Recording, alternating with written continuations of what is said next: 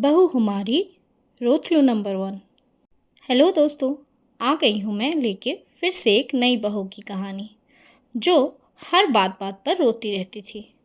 चलिए देखते हैं क्या हाल होता है सबका उसके बात बात पर रोने की वजह से। अनीता शर्मा परिवार की नई बहू थी।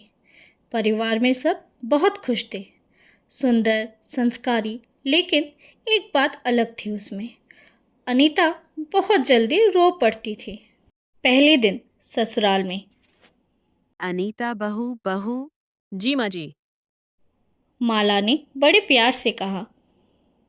अनीता बेटा, सबके लिए थोड़ा चाय बना दो। माँ जी, मुझसे इतने प्यार से कहा। और इतना बोलते ही वो जोर जोर से रोने लगी। अनीता का रोना सुन सब हॉल में आ गए। बहू, क्या हुआ? रो क्यों रही हो? पता नहीं क्या हुआ, मुझे तो कुछ समझ में नहीं आ रहा। मैंने तो बस चाय के लिए कहा। क्या हुआ अनीता? क्यों रो रही हो? अनीता रोते रोते बोली। माँ जी, आपने मुझसे इतने प्यार से कहा, मुझे तो रोना ही आ गया। अनीता की ये बात सुन सब एक दूसरे को चौंक के देखने लगे।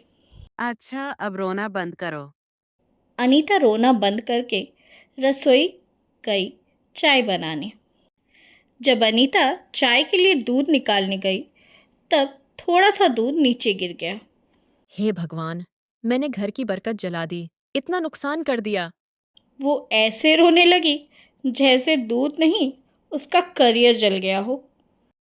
उसका रोना सुन माला भागी भागी रसोई पहुंची। अब क्या हुआ बहू, क्यों रो रही हो? माँ जी, मैंने दूध गिरा दिया। माला ने देखा कुछ बूंद दूध नीचे गिर गए हैं। माला ने सर पे हाथ रख लिया। ऐसे ही पहले दिन बीत गया। दूसरे दिन नाश्ते में पराठा थोड़ा जल गया था। रवि ने मुस्कुरा कर कहा। अनीता, आज पराठे थोड़े जल गए हैं। अगली बार थोड़ा ध्यान देना। अनीता की आंखें तो फिर से ही नम हो गई और वो बोलने लग गई। मुझे माफ कर दीजिए। ये बोलते ही फिर आंसू झरझर बहने लगे। अरे अब रो क्यों रही हो? अच्छा सॉरी। ऐसे ही कुछ दिन और बीत गए। फिर एक दिन देवर बेचारा गलती से बोल बैठा। भाभी, आज सब्जी में नमक थोड़ा ज्यादा हो गया है।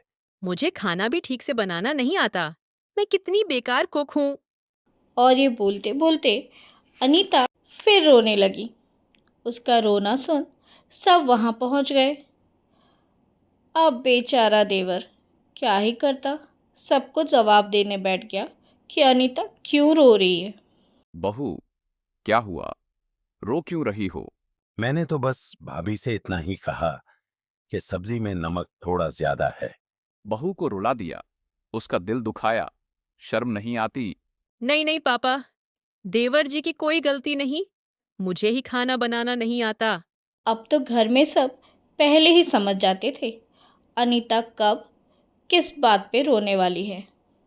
एक दिन घर में पड़ोस वाले घर से सुमन आई थी जो माला की बहुत अच्छी दोस्त थी। माला और सुमन बात करने लग गए। बहू आना जरा, देखो सुमन आई है।